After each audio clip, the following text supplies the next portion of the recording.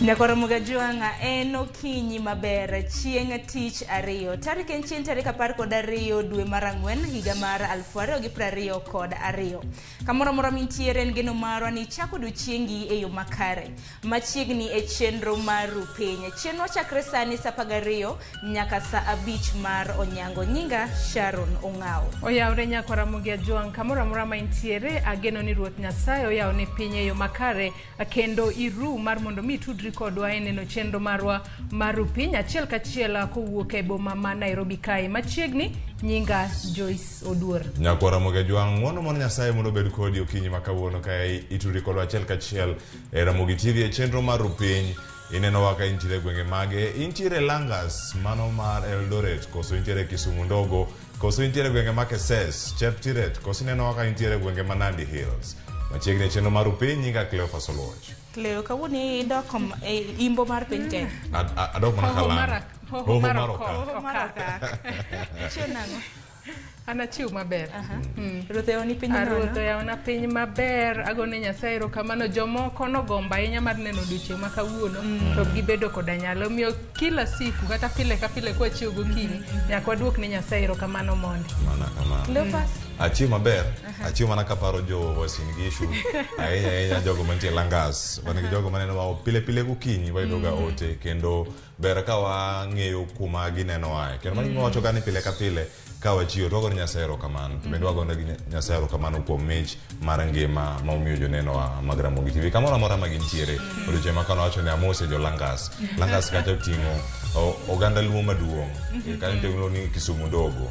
Kendo giyudo ga yo moro makare. Kendo ni Kisumu ndogo, to Kisumu ndogo nitie e county ka county. Kata Kibera bende nitie kuma joluogo e tach. Mana kamano. Tisepodho ne dunga kanyo. Dunga biro nuka wano bang' makoro. Jo 5 ways. Ana chiwo maber. Ruthe ona piny nono agone erokamano kendo liet osechako bedo Nairobi ka. An gotieno kawuono an nokaumbra kata nikech liet nachama kosan matuo. Kituo. En liet ma liet koso liet mar siasa. En liet mar siasa to bende nitiere liet mar liet. Piny nitie kaka nitie. Lokruok mar kor lwasi. Lokruok mar kor lwasi. Nikech nyocha koth obwogwa ni chwe matin kendo sani koro lal. En geno maro ni gigi duto. Ine ka imbe sani koro keti moro mokiumri. Inya winjo ka gik moko ma mopogore timore. Wan gi tuoche mabiro ka dieko umore. Inya poka tuoche mamoko donjo kendo wang'e maber ni gigi biro gi timbe mag dhano. Dhano mose wacha ni koro dang'ado mana yiende, ong'ado to kopidhi. Keto kor lwasi bedo gi lokruok maduong' ahinya. Kata kamano duche ma kawuono waiko twak machal nade Joyce. Kapok wadhi e twak Sharon gi Cleophas. Sani kata wacho ni nitiere lokruok mar kor lwasi. Nitiere jomoko ma kech nego e Kenya kae. Kenya en piny achiel, jomoko to winjo maber, jomoko nitiere koda chiemo, to jomoko kech kayo kuonde moko. Emomiyo sirikal obiro koda chenro mar choko ne jogo. Mapono makech kae gwenge mopogore mar mondo mi oternegi chiemo. Matin ma ng'ato nyalo bedo godo, bed 100, bed 50, kochok pesa no nyalo konyo jogo ma kech nego e kor gwenge ma pacho ka. Kendo mano bende Sharon ka migepe mopogore mar sirkal piny owacho mar Kenya duche ma kaono dhi golo yedhe kachiel kod chiemo mamoko kata e gwenge mangaji omako ji kachiel kod oro apaneno okang' moro makare mar konyo oganda jo Kenya ma bende nigi midhiero machalo koda mane kindegi. Iwacho ni ngaji liye pacho ka kata ka kopogore kata mana gi ngaji ma pacho ka bende piny Somalia kata mana kineno kata mana ito oboke mopongo ma bende ang'e ni Cleophas biro lero ni nyako Ramogi. Piny Somalia bende iwacho ni ngaji ma kamano koro liyo kamaro kata moheo nthindo moheo 330 bende gisani koro wachre ni koro midhiero makamano mako kaluwore koda nok mar chiemo. En midhiero makoro mako piny mangima. En gino marwa ni kinde thuolo mabiro weche biro bedo makare. Kata kamano Joyce nyalo mna nyiso gik matimo odiochieng' makawuono. Kata kamano nyako Ramogi kawuono wabiro chako koda weche manyien mabiro kelo ni kanyo. Tok mano wabiro bedo koda nonro mar gazet manyawadwa Cleophas Oloch biro kelo.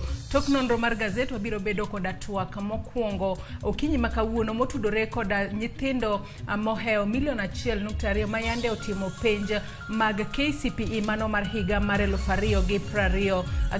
Odiochieng' manyoro ne waneno ka jatend migao mar somo manongire George Magoha oselanda yanga skunde mopogore opogore mabende oluonge jopuonjre makamago. Mane twak mabende Sharon Ong'ao biro bagonwa kanyo e twak mokwongo e chenro mar Rupinyo okinyi makawuono. In kaka janyuol mane nyathine otimo penj mar KCPE, bende oluonge e skul mano dwaro kose oyo? To kok oluonge e skul makamano, en ang'o mitimo mar mondo mi ijiw nyathino oriwre koda skulno kata kod skulno mabende oluonge maonge koda chochni moro amora kata goruok mar chuny mar mondo mi odhi mbele koda sombe e yo makare? Tok mano bende wabiro bedo koda mbaka oromo. Mbaka oromo Cleophas nyalo nyisowa gino mabende wanyalo kelo kata Sharon. E chenro mar mbaka oromo kata pok wachopo kanyo wadhi bedo kanyo koda mano waluongo kanyo ni orako. Orako odiochieng' makawuono ema wadhi yudo kaka jonego bende timo orako kendo gidake e ngima moro makare. Kato kwadonjo kanyo mbaka oromo man gi chal mar fwambo ka wakoni gigo matimore e counties mopogore opogore ka bende uloso kod reporters wa mane gwenge mopogore opogore mondo gimiwa pachi kaka japiny mane county ma wadhi biro odiochieng' makawuono. Ka opogore gi mano to odiochieng' makawuono en ndiko manyien lainde mag simu mane ochiw wach machalo kod mano gi Communication Authority of Kenya maduol marango kaka ji tudore kuonde mopogore opogore pacho kae. Kendo wadhi bedo gi jalony madhi medo konwa matut maling'ling mantiere iye kanyo mana mondo mi wamed ng'eyo kendo wabed gi ng'eyo gimomiyo onego bed ni wandiko laindewa mag simu manyien. Mano kete mana ka nikech wabiro twak kodi kanyo odiochieng' makawuono kendo kinde duto wabo bedo kodu ka wami chal mar wach kendo ka jofwambo duto mane kor gwenge loso kodu. Chak tudri kodwa nikech mage twak mwa ikonu okinyi makawuono kendo ka wabiro no achiel kachiel mano ka wantiere Facebook acha tudri kod @Cleophas Oluoch ka Ramogi TV wan kacha Ramogi TV KE e Twitter, Facebook kachiel kod Instagram Ramogi TV Kenya. Na kwa Ramogi Juanga be tudri koda e mbui maga duto te iyuda @Sharon Ong'ao. Bende parni nyisowa kuma bende inene e TV mar Ramogi. An bende nyalo tudri koda e Facebook page mara ma Joyce Oduor, Twitter handle @JoyceOduor_. Machiegni nikech ma en Rupiny. We wakungu wayuda thuond weche.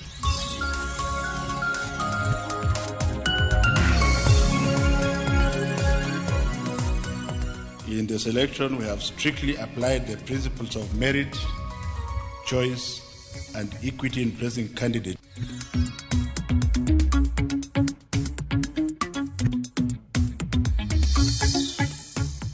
Approximately, we have 29 million people are facing high level of food insecurity, according to the latest expert estimates.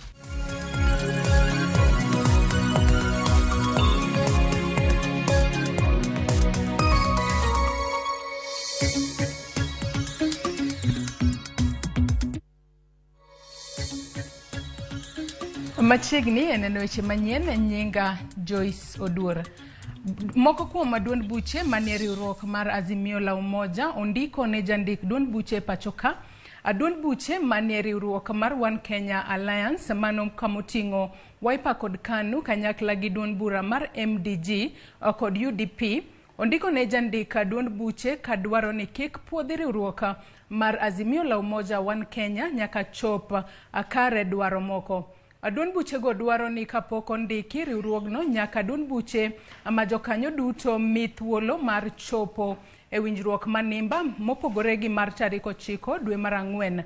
Bende gisundo ni kwan jotelo e duol mar jokanyo e bor riwruogno nyaka medi kowuok e 7 nyaka 11.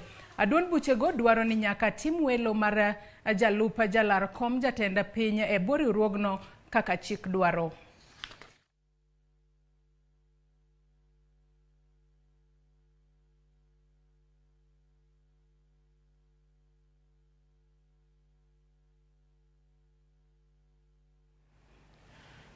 Jotelo adek mag duond bura mar Democratic Party bende ondiko ne jandika duond buche aka kwedo okang' mar Speaker Justin Muturi donjo e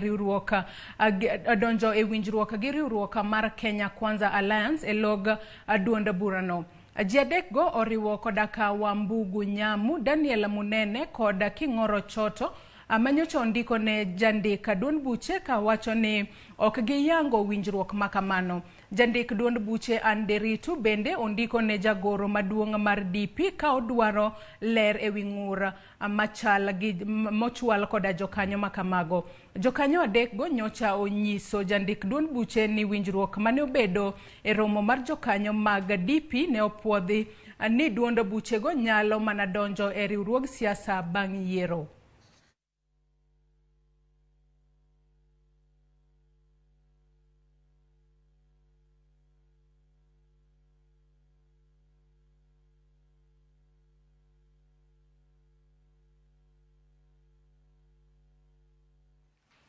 Ka koro en higa mar 4 ma koth osebedo manok kendo cham ok osebedo katimo maber, kwan mar jogo man kod midhiero mar ngaji osemedo idho kendo dhano madirom milion 30 koro sani ni kod midhiero no e gwenge manie ugwe mar Afrika. Riwruok mar pinje 8 manie Afrika ma ugwe ma ong'ere kaka IGAD akoro wacho ni Kenya en achiel kuom pinje man kod dhano maromo milion 3.5 madwaro kony mar chiemo mapiyo ma onego oneka ireso kapok kwan no omedore. Mana kaka Edwin Okoth leronwa, midhiero no sani nyalo medo kwako gwenge mapachoka akaluore kod oro moriwo kod monj mag kungu e moko kuom gwenge mapachoka. Bang' koth mane obiro moleo ma orocho chenro mag komo, oro madhi nyime sani e moko kuom gwenge mapachoka kod kungu makoro mako moko kuom puothe mane gwenge makaluo, ngaji koro chomo ganda mathoth. En lokruok mar chal mar kor lwasi ma oserocho pur kendo duoko yuto mag cham piny kuom higni 3 mosekalo. Okang' makoro riwruok mar IGAD ma oriwo Kenya kod pinje moko 7 e Afrika ma ugwe wacho ni oketo ngima mar dhano maromo milion 30 kamarach. Approximately, we have 29 million people are facing high level of food insecurity, according to the latest expert estimates. Already 15.5 to 16 million of our sisters and brothers are in need of immediate food assistance. In addition to the situation in Ethiopia, Kenya and Somalia, the prolonged flooding and insecurity in South Sudan is going to push another 8 million people in acute food insecurity. Midhiero mar ngaji ka oriw kod rochni mar yuto manokel bang' muoch midhusi mar corona, lweny madhi nyime moko kuom pinje mag IGAD kod mano madhi nyime kind Russia kod Ukraine manyayo atamalo 30 mar moko kuom chiemo kaka ngano ne piny mangima. IGAD wacho ni okang' nyaka kaw mapiyo mondo res oganda. Ne bad riwruok matayo dongruok e piny duto UNDP kedo kod lokruok mar kor lwasi ema koro nyaka mi pek kaka yo mar neno ni midhiero mag ngaji okel achiedh nade ne oganda kinde ka kinde. The good news is that the IPCC, the Intergovernmental Panel on Climate Change, the report that was released last February, has highlighted the fact that investments in climate change adaptation actually work. So we do have a way forward. We do have a solution to put a stop to this crisis. But we need to start investing in climate change adaptation in the region now to be able to make sure that we don't have another crisis in the future. E pachoka, nengo mar ngima osebet ka idho kendo pek mar ngima en achiel kuom gigo mane oganda ni kod geno ni bajet ma higa ni biro loso e yo matut, kama koro moko kuomgi ne otemo tiyo kod yore made ginyal mondo ginyis ni ok gimor kaka nengo mar ngima idho. Ka opogore kod nok mar koth, chenro mag pur e moko kuom gwenge ma inyawe chame puothe madongo e pachoka ne ok opur maber kaluwore kod nok mar mo mar diesel ma tingni tiyogo. Geno koro nitie ni ka piny owacho biro yango kaka ichoko osuru mondo din godo fuok mar omenda ma shillings trilion 2.4 madwarore higa ni mondo chop godo bajet ma nyocha osom, to piny owacho biro kelo fuong'ruok e nengo mag chiemo mondo barnegi yamo mar ngaji ma koro medo mana futo matek. Edwin Okoth, Ramogi TV, Nairobi. Riwruoge ma opogore e pacho ka obiro kanyakla mar chako chenro mar solo chiemo kod konyo moko gwenge mamoko mabende jokanyo mag midhiero mar kecho okwako. Chenro no mautis ni pamoja tuungane osidha yango odiochieng' manyoro kendo kelo kanyakla riwruoge koda kembe ma opogore ka geto reso jo Kenya ma kwan gi ok tin ne milion 3 ma kech sundo. Ekar bagoromo ma KICC, locha par moting'o chiemo no chako ng'wech ayanga mar tero chiemo e counties 23 ma kech chame oganda ahinya to nyandwat ma ugwe mar Kenya.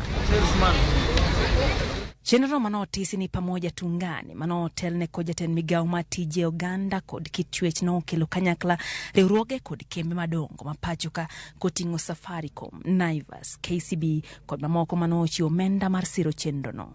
We are already in discussions, and we met recently about 2 weeks ago with other corporate civil society, and also government was represented to think about more sustainable interventions.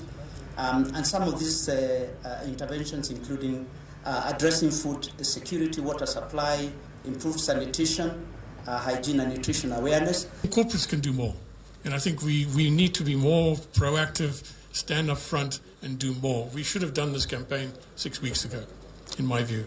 This drought is dire, and we need really to spend a lot of time, just as His Excellency the President is having sleepless nights, and I'm glad we have come to help, and I'll take back the report that what you have done today, we hope in the future you'll be able to flag another initiative from all of you.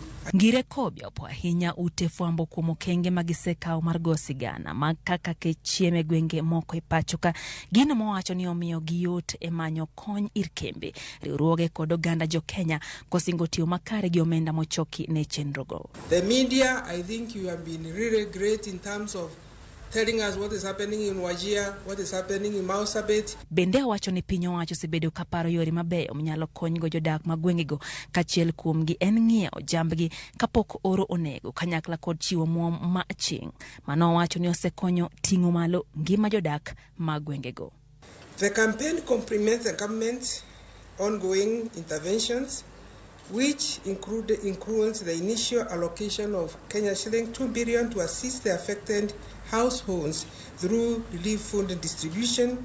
The Kenya Meat Commission has transformed it to corned beef, and this corned beef is going back to the counties to be distributed to those affected people.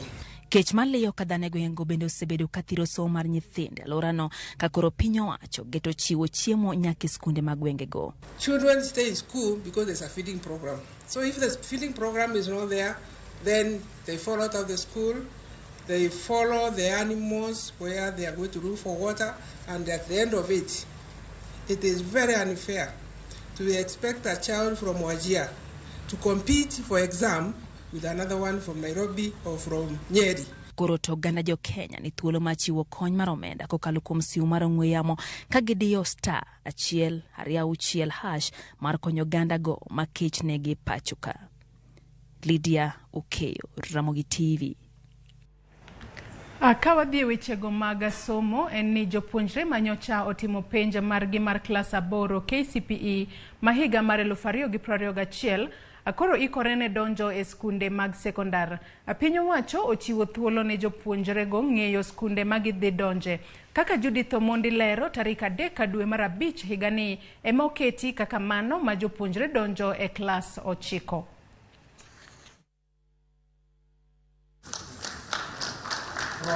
Bang' penjno mar KCPE manyocha ogol dwoko mare, jopuonjre gikone koro nyalo ng'eyo sikunde sekondar ma oyiernegi. Ngire George Magoha olero ni chenro mar yiero ne jopuonjre skunde ma gidhi donjoe en mano ma otim e yo maonge mibadhi. Jopuonjre madhi riwore kod skunde madongo mogik ma ong'ere gi dho ngere kaka nationals kwan gi ohewa 38,000. Sikunde nyithindo man kod kit ng'ol mopogore opogore ohewa 2,000. Skunde madito mag county kata extra county dhi kawo jopuonjre 200,000.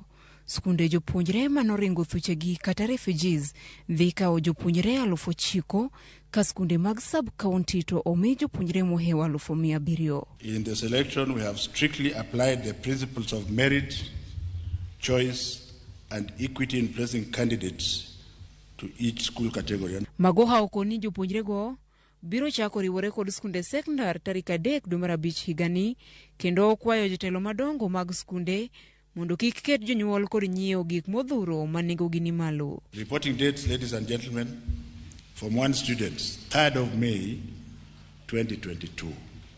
Principals should therefore exercise caution while listing requirements as part of the measures to the cost of education. Jopuonjre mane omila ima mbele onyiso mor margi mar yudo skunde mane oluongie ka gisingo tiyo matek e kinde mabiro. Nimefurahi kuchaguliwa shule ya Kenya High. Najua ndasoma vizuri na nipite na ndeza kusaidia wazazi wangu na nchi yangu. Japuonjre mane otelo ne jopuonjre man kod ng'ol noluong Thika School for the Blind, kendo jiwo jopuonjre mamoko man kod ng'ol ainano mondo kik wit geno kod somo. Changamoto ambazo nimekuwa nikipitia nilipokuwa katika shule ya msingi ni kama kukosa vitabu, kukosa mashini ya kuandika na vifaa ambavyo ni vya muhimu ambazo zinahitajika katika masomo yangu. Lakini ninafuraha kwa sababu hata kama zilikosa zote sikupata, nafuraha kwa kuwa nimeweza kumaliza na nikapata alama zangu. Jodito go mag somo okoni skunde mapod yuare kod weche mag gero klase CBC mondo chwal tiendgi kendo tiekgi kapok ochopo giko dwe ni. Those of us who have not cleared our CBC classrooms is something that is so critical to us that at this time we have counties where percentages are still not very good. This is very sad, knowing very well that a county like Meru cleared theirs 5 weeks ago. Classrooms must be completed before the end of this month. Jopuonjre koro nyalo chako ng'eyo skunde ma oyiernegi ka gioro nambagi mar penj kata index number e 222 Ndalo odong' matin nyaka tarik 3 dwe mar 5 ma jopuonjregi biro riwore kod skunde sekondar. Ageta en ni bende jonyuol oseikore e yor omenda. Judith Omondi, Ramogi TV, Nairobi. Mane en gavana mar kaunti ma Nairobi Mike Sonko koro duogo e papa kendo dhi laro kom gavana mar kaunti ma Mombasa. Sonko mane othich oko e lemo mar gavana Nairobi koro en achiel kuom jochung' malaro otiko mar duond bura mar Wiper ne manyo kom ma iweyo thuolo gi gavana Ali Hassan Joho. Chris Owino nigi lerno. Nairobi will never be the same again from today. Bang bet e koyo chakre higa mar 2020, gavana machon ma Nairobi Mike Mbuvi Sonko uduogo kendo e pap mar siasa. Kata kamano, ataro kod paro mag ji mathoth, Mike Sonko ok dhi laro tend county ma Nairobi e tielo mar 2 kaka ne ji geno. Sonko dhi twerore kod jochung' mamoko e kawo kar gavana Ali Hassan Joho e ombulu mar tarik 9 dwe mar 8 higani kod otiko mar duond bura mar Wiper. E list mar jochung' mag duond bura mar Wiper mane gichwalo ne duol matayo yiero e pacho kae IEBC, Sonko pod dhi piem mar laro otiko mar duond burano kod jaod bura ma Kisauni Ali Mbogo ma bende laro otikono. Mike Mbuvi Sonko ne odonjo e weche mag siasa ka en jahigni 35 kaka jaod bura ma Makadara e yiero madundo mar 2010. Bang' telo ne Makadara, mbi mar Sonko ne oidho malo e kaunti ma Nairobi, gino mane omiyo oyiere kod ombulu mathoth e yiero mar 2013 kaka seneta ma Nairobi.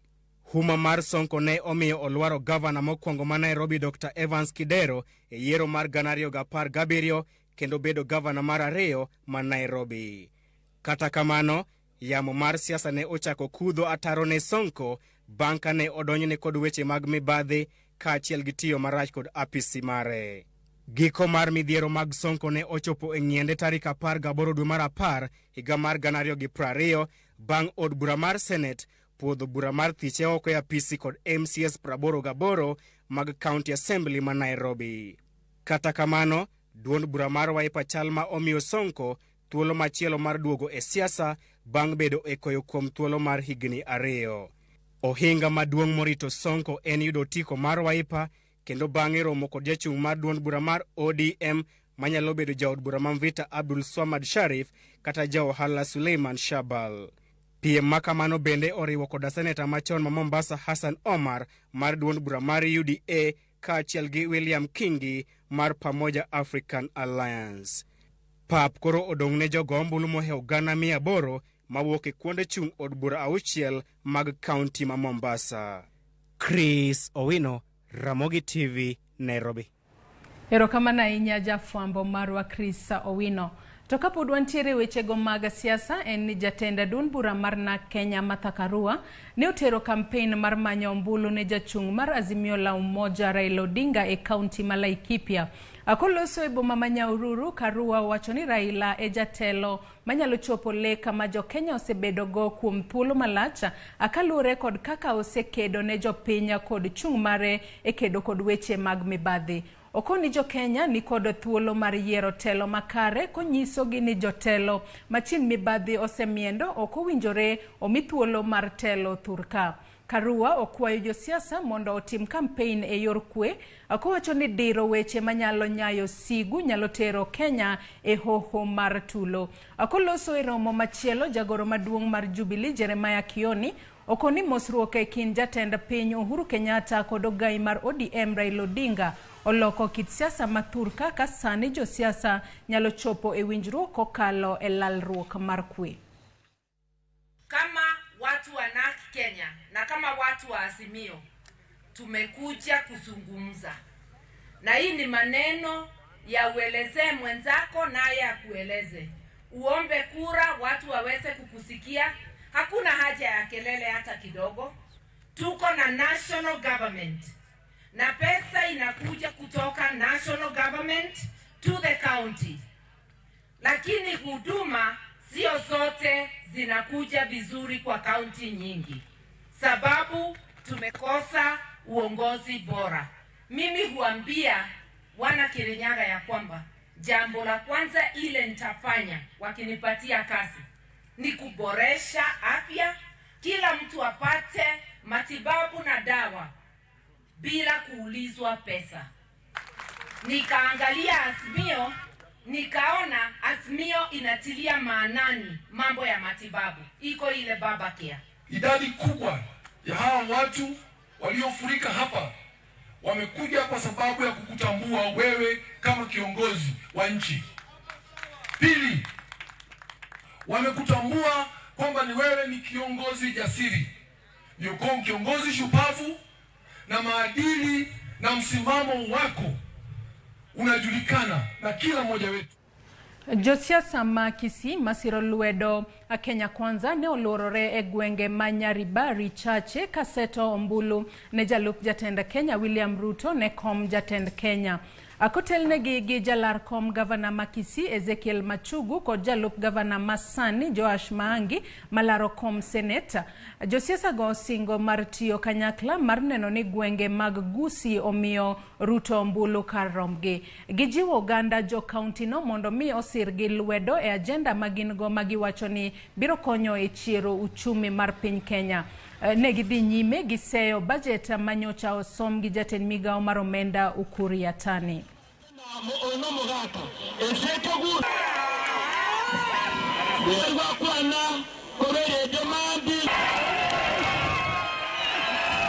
William Samoei Ruto ana mfumo mpya wa uchumi wa Kenya ambaye ndio inaitwa bottom up.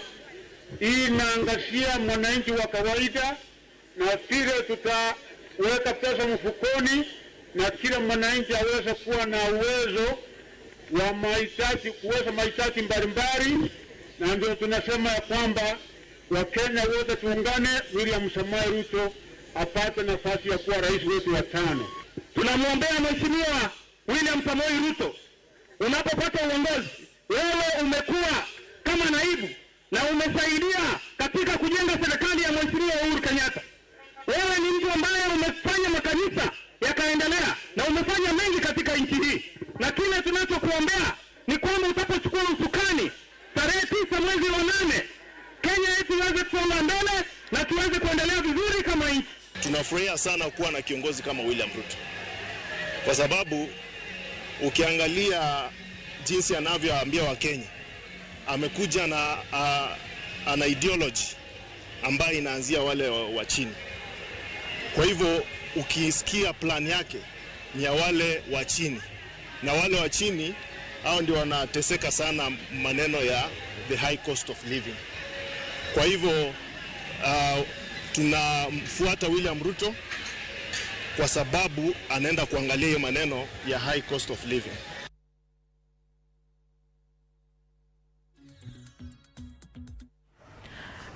Toka wadhi weche matimore kaunti ma Homa Bay en ni jaod bura ma Homa Bay Town Peter Kaluma okone boda ma ochung'ne tayo welo e duond bura mar ODM mondo okaw okang' mar ruya mar chiwo ler e wi yore ma ODM dhi tiyogo mawalo jochung' mage.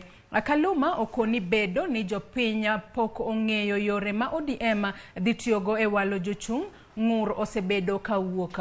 ODM nyocha olando ni welo e kaunti ma Homa Bay timore tich ang'wen jumani, kata kamano pok oketi e ler ne jopiny e wi kit welo ma idhi tigo.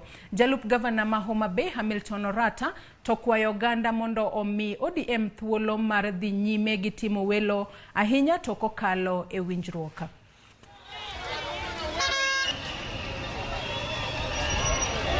Nando akwayo ni jowa oyie mondo pati otim yiero. Ka pati osetim yiero, ka joma pati oyiero rachni to dhi tam gi ombulu e debe kucha. But wawe incitement. Wadhi bedo gi nominations tarik 14 party primaries, akwa jowa no dhi ogoye mayom. Goga mayom magiyiero na ng'ama giyiero. Ng'ama gwede be onge. And then wang'eyo ng'ama jopiny oyiero to wacho rumo. Mochiw direct nomination bendo chiwa. Gima Raila neno ok inyal neno. Kose yie ni watimo consensus, ogando miye thuolo ni consensus neno debate nang'o. Wawinjore, wadwa ni joluo te kuonde ma wantie. Wami party a chance. Mondo gima party dwaro, gima Raila timo sani mar consensus, miwuoyogo gi ji mondo kaw ng'ata achiel odhi ochung', ji biro neno ber ne nyime kuro. Ticket kata kimiyo ng'ato gi methods go to nyako bed ng'at ma be jopiny ong'eyo. Ng'ama osewuoyo gi jopiny.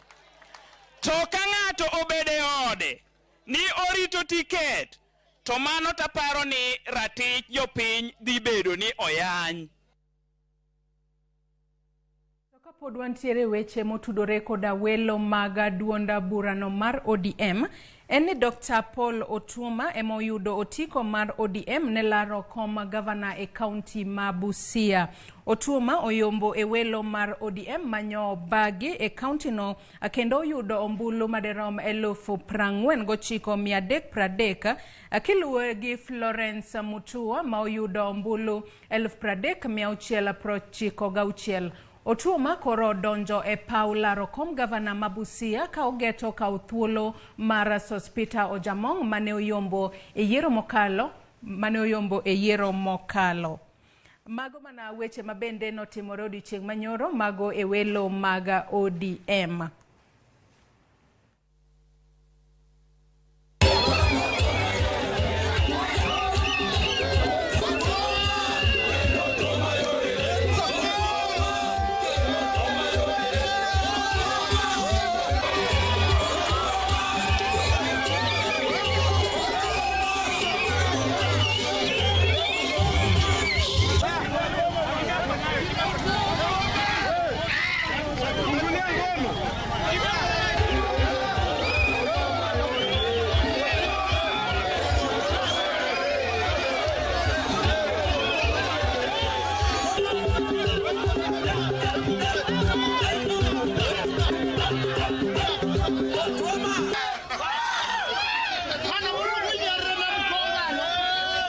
We all appreciate that this time we have had it very peaceful.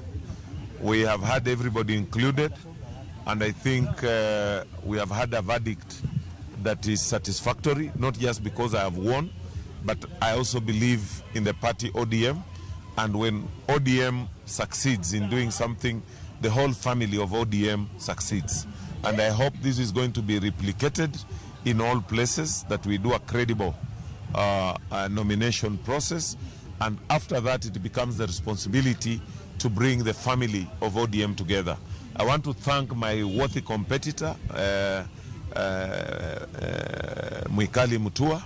She was a worthy competitor, but I also tend to believe now, after this, we must bring the ODM family back together so that we win the general election and work for the people of Busia. Because what the people of Busia want is service delivery. I've always repeatedly told them, like the way I was going around, that we need medicine in our hospitals, we need water, we need our children to get bursary, we need to create investments here that can give employment opportunities to our people. And that's what I'm looking for. Achaka koro wawere koda weche gomotudore koda welo magaduan bura mar ODM weche mamoko gine batulo muocha karego nianga mar Miwani oganda mawuok e alwora no ne jobago romo mar lalruoka. Romo no mane okelo kanyakla jodongo, jopur, jotelo machona ka achiel gi jogwenge giloso gi duol achiel e wi dwaro mar chiero kambi no kod wach lo ma Miwani. James Okotha nigi mathoth. Mane okelo kanyakla jodak ma alwora ma Miwani, lalruok, mbaka kod winjruok ne obedoe mar jiwo kwe to kod kanyakla e yor dongruok. Kalure gi jopur, dwachgi en ni kambi mar Miwani kata oket e lwet jaket mwandu nyaka obi odhi nyime gi rego niang' kaka yo mar neno ni yor yuto mag thoth jogweng'no ok olal. We still want a 10,000 ton factory, 10,000 TCD plant here, to accommodate all this cane, so that we can improve the lives of the local people, the lives of the citizens, and by all, the new government will have to expand industries to create jobs. This is one case that must be improved to create 5,000 jobs direct. Eromo mane okelo kanyakla jotich machon kaachiel gi mane en jaod bura machon Matthews Onyango Midika ne okalo gi duol achiel ni lowo maromo eka 10,000 en mar anyuola ma odak kanyo kendo ok giyango kambi ma iwacho ni e weg lobno. This is a petition addressed to the chair of National Land Commission, Mr. Grisham Otachi. As a community, our colleagues have said, the lease of this land expired. Automatically, the land is reversed back to the community. They want their land back to them, which they already own and possess. They will decide which investor comes here, and that's all they want. They want the freedom to choose an investor of their choice. That's very important to this community. The national government, through the cabinet secretary, Honorable Peter Munya, to come to Miwani in person in the next 14 days. Miwani will not go. I want those people to get it clear.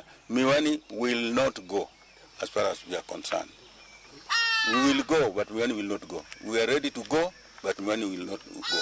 Bang' romono, anyuola mag dhoudi ma odak e alwora ma Miwani ochiwo kokgi e barua mar kwedo okang' mar mayogi lobno. Tulisema wakikataa kuleta mfanyabiashara ya kampuni ya miwa, vile wazee wetu walipaliana kupatia serikali wakodesee kwa mambo ya biashara ya miwa. Kama ikikosekana tunarudisha samba letu, Mjaluo achukue kutokea Lam aende railway, Mkale achukue kutoka juu aende huko. Ile walikuja gawa juzi ati kutokea hapo inaenda wapi ni nani na hiyo nyingine ni nani alafu Muhindi, hakuna kitu kama hiyo. Bang' romo kendo bet gi duol achiel kaka oganda ma akar od bura ma Muhoroni odong' mana ndalo 14 to gidhi ng'eyo okang' machielo ma gidhi kawo. James Okoth, Ramogi TV. Nyakwa Ramogi ajuangi lipota mar James Okoth ne mwachopo godo e giko weche manyien mabende ne waiko ni okinyi makawuono. Kata kamano chenro podi ielach kenda neno kamoku kumu osetudri kodwa e Facebook kacha ka Kevin Arucho wachono neno wa live and direct ka intiere Mbita, Maina Wanjeri wachono neno wa ka intiere Nyeri, Ka Thomas Ombasa wacho noneno wa ka entiere Kisii. Flozi Aneta bende wacho noneno wa ka entiere Siaya Modern Market. Ero kamano ahinya joneno magwa kuom medo mana kete e Ramogi TV kae. Gikanyo wabiro kawo thuolo mar yueyo matin, kata kamano tok yueyo matin nyawadwa Cleophas Oluocha kaachiel koda jafwambo marwa Edwin Okoth biro koda nonro mar gazet. Kik idhi mabor.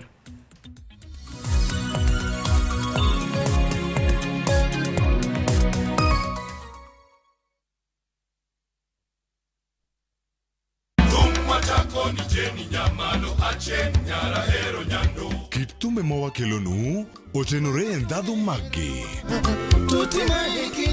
Ka wakiko gi makare, yud thumbe mihero